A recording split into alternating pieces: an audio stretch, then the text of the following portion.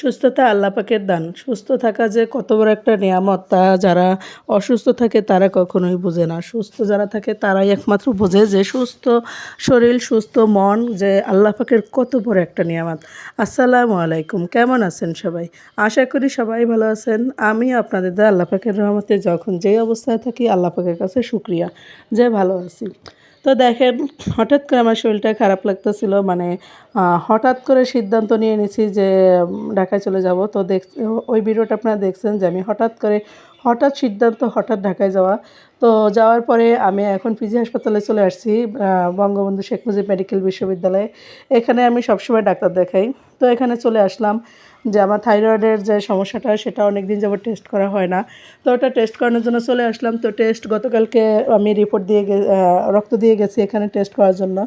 তো সেটা আজকে রিপোর্ট নেব। তো দেখেন হসপিটালে কি অবস্থা, মানে সুস্থ থাকলে কেউ হসপিটালে আসে না, অসুস্থ থাকলে একমাত্র হসপিটালে আসে। সেটা যদি আপনি বড় কোনো হসপিটালে না যান তাহলে আন্দাজ করতে পারবেন না যে মানুষ মানে কত ধরনের কত প্রকার রোগ নিয়ে যে হসপিটালে আসে।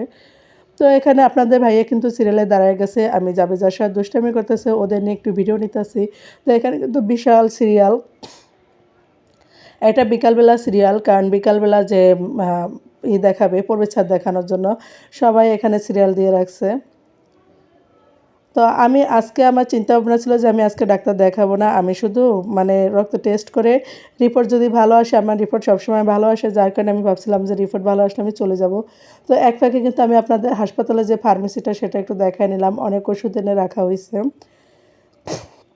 তো দেখতে পাচ্ছেন এখানে কিন্তু আপনাদের ভাইয়া সিরিয়ালে দাঁড়ায় গেছে, একদম সামনে চলে গেছে আপনাদের ভাইয়া, এখনই আমাদের রিপোর্টটা দিবে। তো আমি হঠাৎ করে শরীর খারাপ হওয়ার কারণে আমি ভাবছিলাম যে আজকে শুধু ব্লাড টেস্টটা করব, ব্লাড টেস্ট করে রিপোর্টটা নিয়ে যাব। তো গতকালকে আমি এই জন্য ব্লাড দিয়ে দিচ্ছি। তো আজকে রিপোর্টটা, আমার চিন্তা ভাবনা ছিল রিপোর্ট ভালো থাকলে আমি আগের ওষুধ কন্টিনিউ করব, তো বাসায় চলে যাব। তো আমার রিপোর্ট আসার পর যে অবস্থা হয়েছে, মানে আমি ইদানিং কিন্তু অনেক কিছু ভুলে যাই, কথাবার্তা মনে রাখতে পারতেছি না, মানে হুটহাট করে কি যে বলি না বলি সেগুলো আমার মনে থাকে না। তো এরকম একটা অবস্থা, আর সবসময় অস্থিরতা কাজ করে ভিতরে, মানে এত বেশি অস্থিরতা কাজ করে, সারা রাতে কোনো ঘুম হয় না। তো সব মিলিয়ে একদম অবস্থা। তো আমাদের রিপোর্টটা কিন্তু চলে আসছে। রিপোর্ট আসার পরে আপনাদের ভাইয়াকে আমি বললাম যে রিপোর্টটা একটু বের করে আমি একটু দেখে নেই যে কী অবস্থা, রিপোর্ট ভালো আছে কিনা। তো রিপোর্ট দেখে তো আমার মাথা হয়ে গেছে, কারণ আমার টিএসএস এত বেশি বেড়ে গেছে যে আমি এই কারণে এরকম ওলটপালট, মানে কিছু মনে রাখতে পারি না, এরকম অবস্থা। তো দেখেন আমি কিন্তু তারপরেও সিরিয়ালে গেছিলাম, গিয়ে যে ডাক্তার দেখায় যায় যেহেতু এত খারাপ অবস্থা। তো ডাক্তার দেখাতে গিয়ে আমি কিন্তু কোনো টিকিট পাই নাই, ওই দিন কোনো টিকিট ছিল না, টিকিট পাই নাই, মানে শেষে বিক্রি হয়ে গেছে টিকিটগুলো।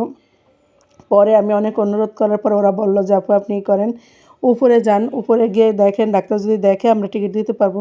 উপরে গিয়ে কত চেষ্টা করলাম তাও কোনো টিকিট পেলাম না, না পেয়ে পরিশেষে আমি বাসায় চলে গেলাম। এটা পরের দিনের ভিডিও। পরের দিন আবার আমি হসপিটালে গেলাম টিকিটের জন্য।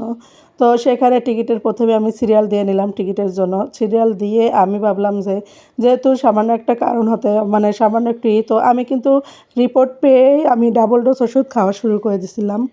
আমি জানি যে এটা ডাবল ডোজ করে দিবে ডাক্তার, কারণ আপনি নর্মাল যে এমবিবিএস ডাক্তার বলেন, নর্মাল যে ডাক্তার বলেন, তারা কিন্তু এই এন্ডোক্রাইনোলজিস্টের মতো এত কিছু বুঝবে না, কিন্তু যে একজন রুগী প্লাস এন্ডোক্রাইনোলজিস্ট তারা কিন্তু ঠিকই সবটাই বুঝে।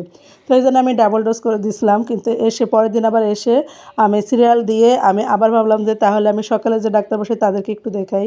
তো এরকম সিরিয়াল দিয়ে আমি আবার চলে গেছিলাম যে দোতলায় টিকিট কেটে, তিনতলায় টিকিট কেটে আমি আবার ডাক্তার দেখাইছি। তারা দেখলাম যে সেম আমার মতন এই ডাবল ডোজ লিখে দিল, আর সাথে ওজন কমানোর জন্য বলল।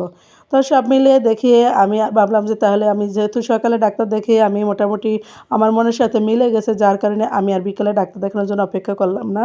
তো বেরিয়ে গেলাম বাসার উদ্দেশ্যে। তো এখানে দেখেন সুন্দর একটা পরিবেশ, একটা পার্ক আছে হসপিটালের ভিতর, খুবই সুন্দর পরিবেশটা, আমার খুব বেশি ভালো লাগছে, যার কারণে আমি একটু ভিডিও নিয়ে নিলাম। তো আমি কিন্তু মোটমাট 3 দিন হসপিটালে গেছি, মানে ঢাকায় ছিলাম 3 দিন, 3 দিনে আমি হসপিটালে দৌড়াদৌড়ি করছি, যার কারণে আজকে শেষের দিন কিন্তু আমি আর বাচ্চাদের নিয়ে আসিনি, আমি একাই আসছি। তো ভালো থাকবেন, সুস্থ থাকবেন, সবাই আমার জন্য দোয়া করবেন। আল্লাহ হাফেজ।